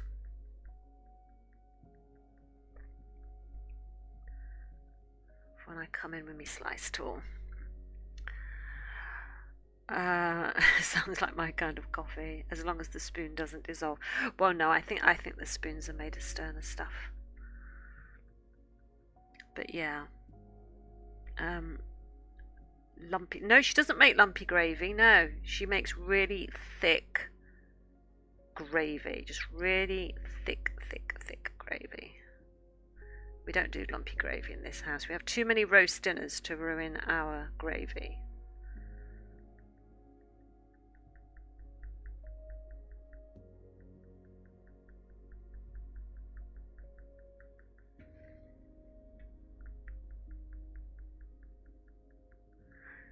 So this birdie's coming along. I'm quite happy with it. There's always a stage when you're drawing that you reach the ugly stage. There's a bit where it just looks ugly and you think, oh, this isn't going right at all.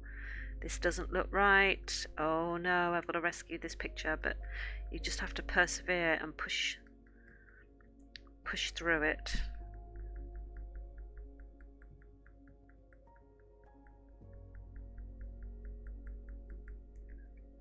And now he's starting to look like the picture. Faisal laughed at me for having afternoon tea. No, you don't. Afternoon tea, morning tea, midday tea. It's all good. I heard you finally had roast dinner on a Sunday. I'm so proud of you. Yes, for the last 2 weeks. The last 2 weeks, Jamie, we've actually had our roast on a Sunday. And we've got a roast this Sunday as well. We're having roast gammon for a change because we keep having roast chicken. So we've changed it to roast gammon.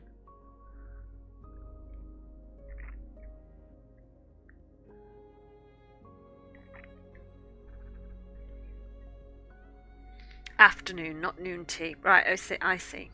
Yeah, afternoon tea is perfectly fine. Faisal! Oh!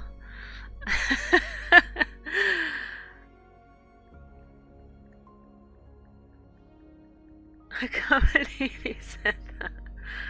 Oh, poor Jamie.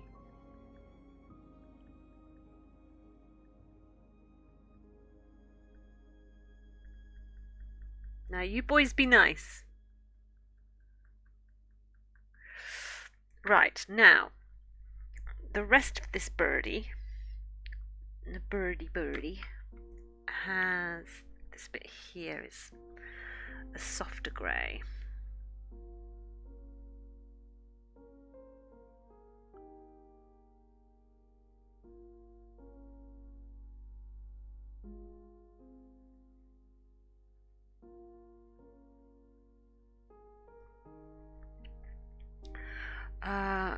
That what people say makes no sense. He started it today. Yeah, I think at this point, Natalie, we just let them get on with it.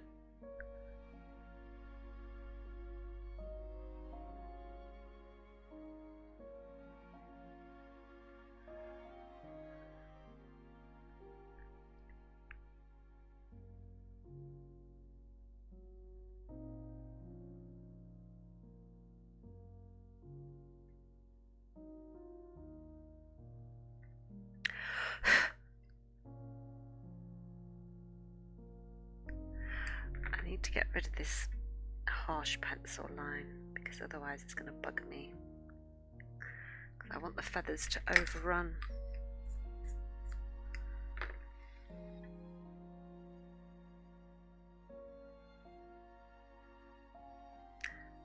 Keep that line jagged at the edge.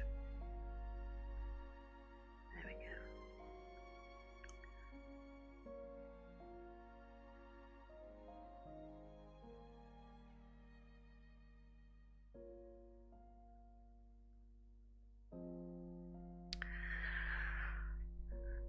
Faisal, you should be happy you got a personal Nicolette doodle. Oh,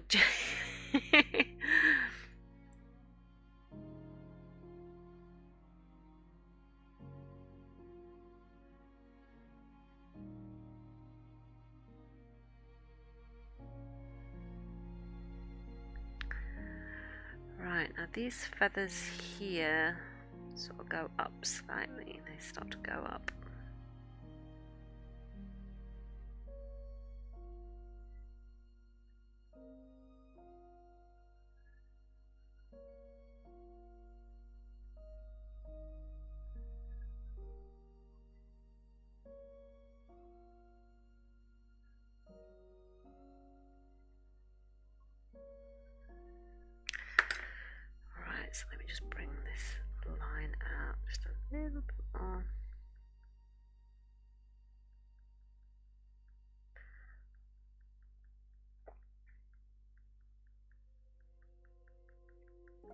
We don't want a straight edge here because it just wouldn't look natural where the dark grey feathers feed into the light grey feathers. So I'm just going to try and keep that quite rough. And the same here at the top of the head.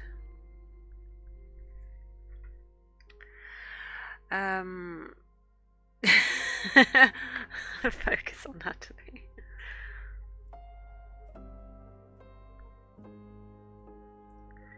Truce, wave the white flag.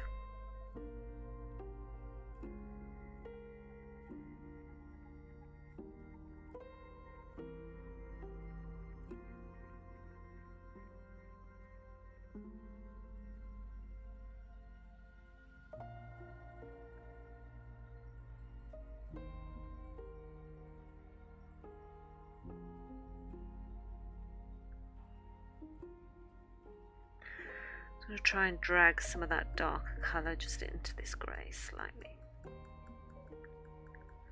Just to help with the shading.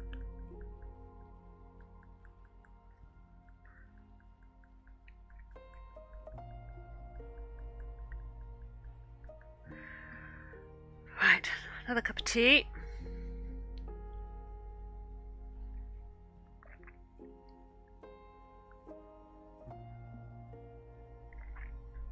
Does make a good cup of tea, Nick. Right, okay, so now I need what's that grey doing there? That's a warm grey. Doesn't need that to be in the cold grey section. Warm. There we go. Right, so this section here is slightly darker.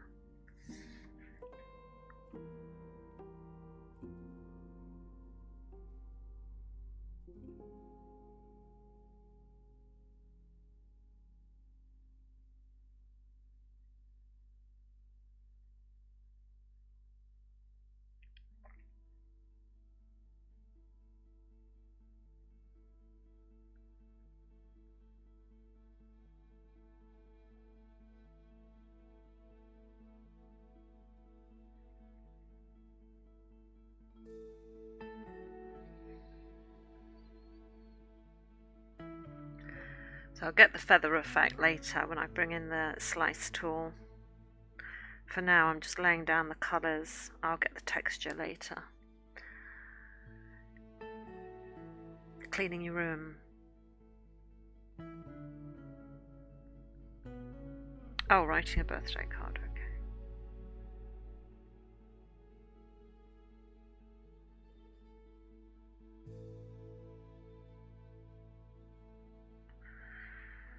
Right, now here there is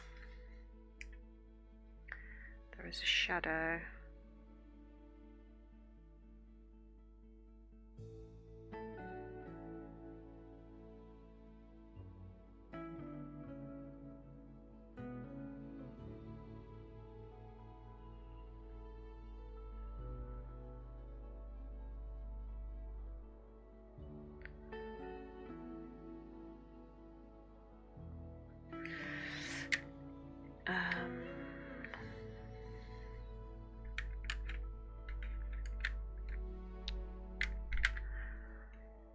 Having a moment. Oh, are you picking on Natalie?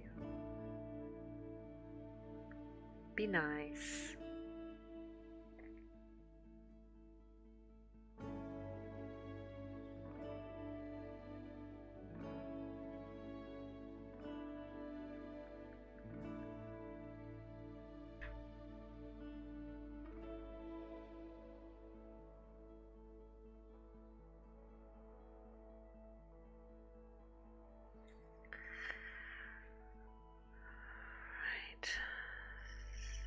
Let's just do this. Needs to be lighter.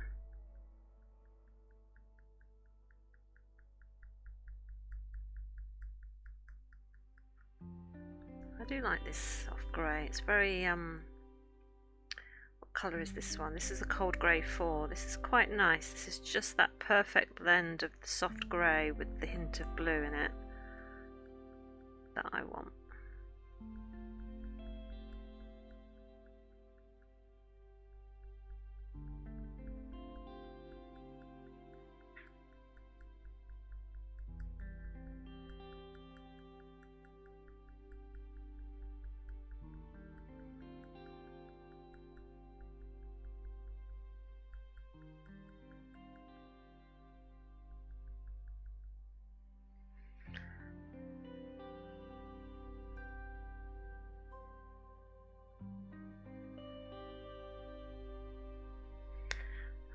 Go there because that is going to have a little shadow on it as well, because that's the front of the birdie's leg.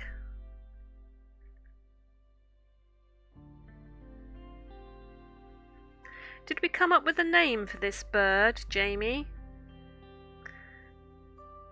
You're the naming committee. Come on. Faisal, sure, but that was savage from you. It wasn't anything unusual from you, Faisal, just your normal level of...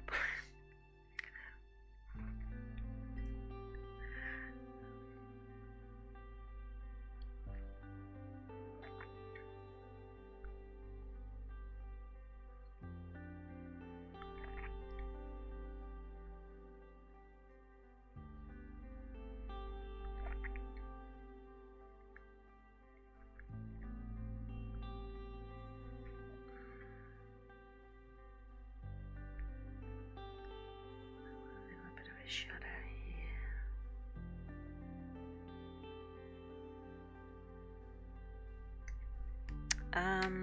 Where did that go?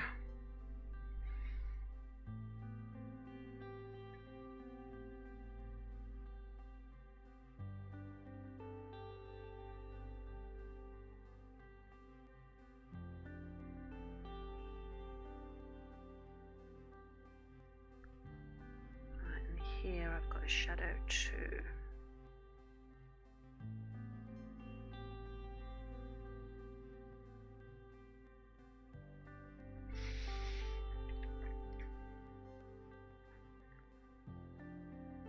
Right, when you've all stopped bickering, we need a name for the bird. So, Jamie, you're head of the naming committee. You're the one that loves birds. We need to come up with a name for this. Do we think this bird is a boy or a girl, first of all? I can't tell looking at the picture. Unless, should we call it blue? We could call it blue. Let me just have a look. So I'm Googling again. Is there a way to tell males from females in lovebirds without examining the thing and turning it upside down? Obviously, but I don't think I think that's too long a question for Google. Right, okay. How to differentiate male from female.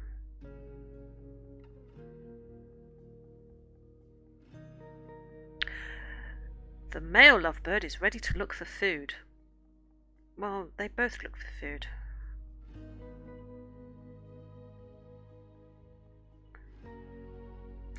How to determine the sex of a lovebird. It says, get a blood test. Right, okay. We can't do that.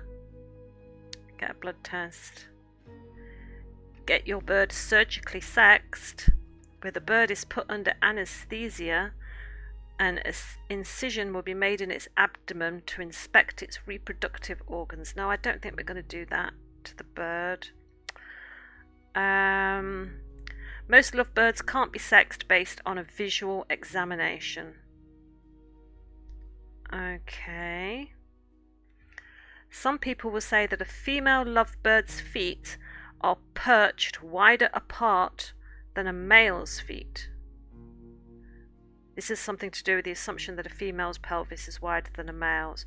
Yeah, I would have thought that was humans rather than men, but okay.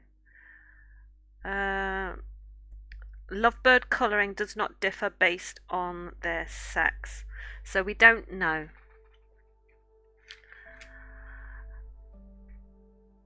Has the cat been named yet? No, I don't think we've named the cat yet either. It's easy, just draw a needle next to it. No. No. Right, there are ever so tiny little shades of what looks like the feathering patterns in the grey.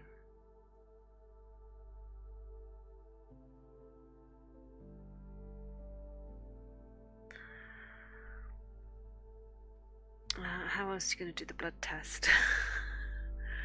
Well, yeah, exactly.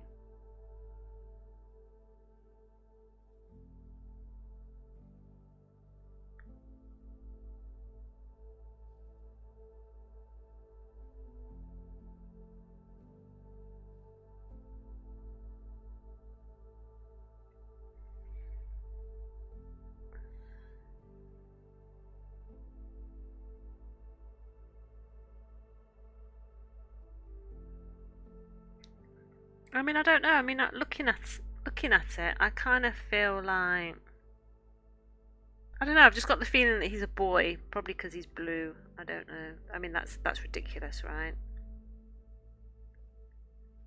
Blue shouldn't be associated with boys.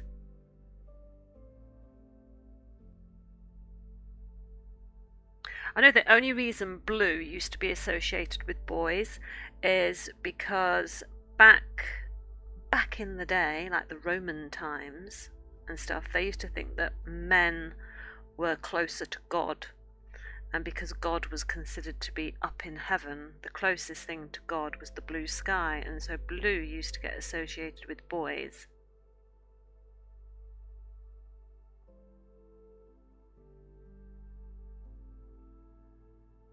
I heard that once. Yeah, exactly. These pathetic gender norms.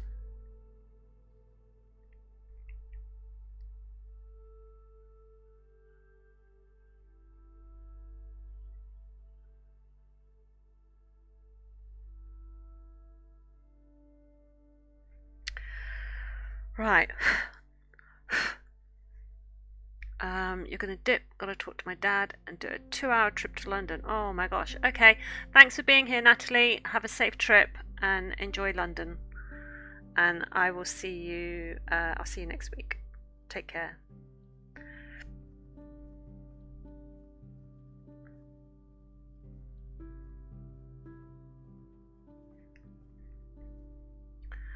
Right. I'm kind of like, do I want to get my slice tool out and do this bit on the head first and save the blue for next week? I might do that.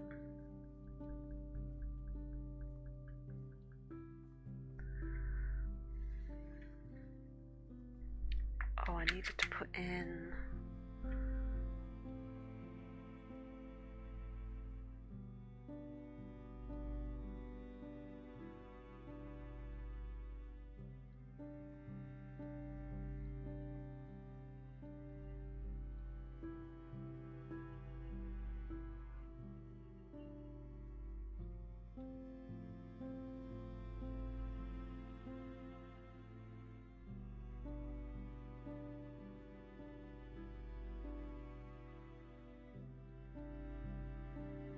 Oh my gosh, that was so nerve-wracking to do.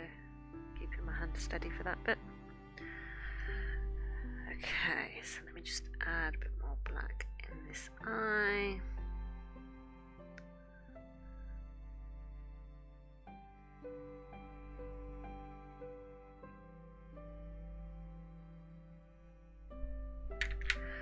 Right, slasher tool.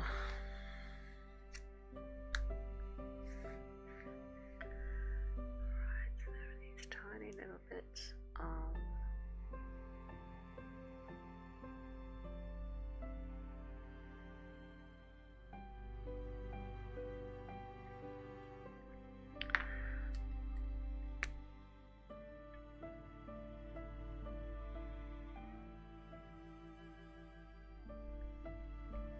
we go. Now I've put that little catch light in the eye. It looks like a proper eye now. So, just move this around.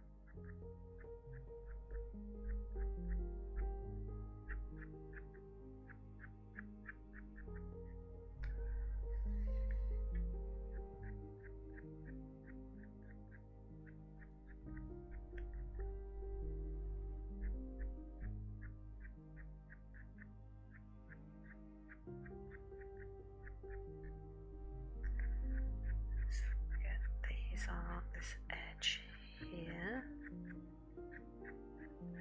Those ones are the most important.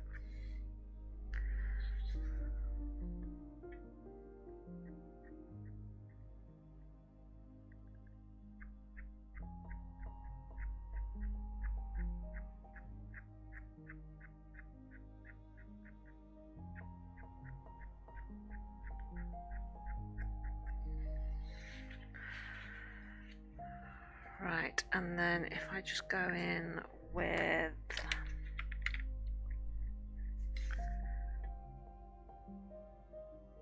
where I kept it dark on purpose.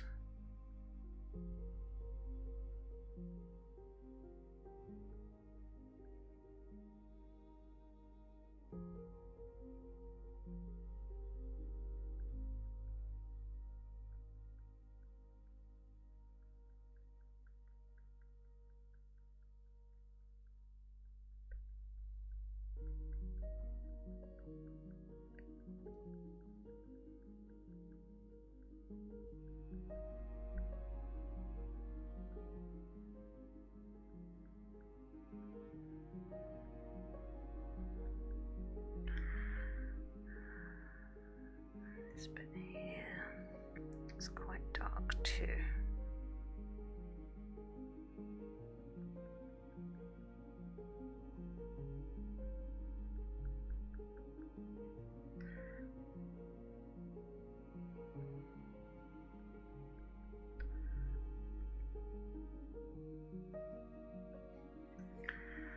There we go. There we go. Right, okay, I'm kind of happy with that. So I think that's where I'm going to end it today, because I think the next section needs to be the blue, and I'd just rather start that fresh next week, because obviously there's a lot more feather detailing and shading that's going to be required for that. So there we go. So there's our little burb. Let's call him Blue for now, unless we come up with anything that we think suits him more. And thank you for joining me, everybody. It's been lovely to have you here. The 2 hours has gone by really, really fast, actually. That's crazy. So have a great weekend, everybody. Have a lovely time. Do something nice for yourselves. Treat yourself. And I will see you back with the Puddy Tat on Monday. So have a great weekend, guys. Take care. Bye.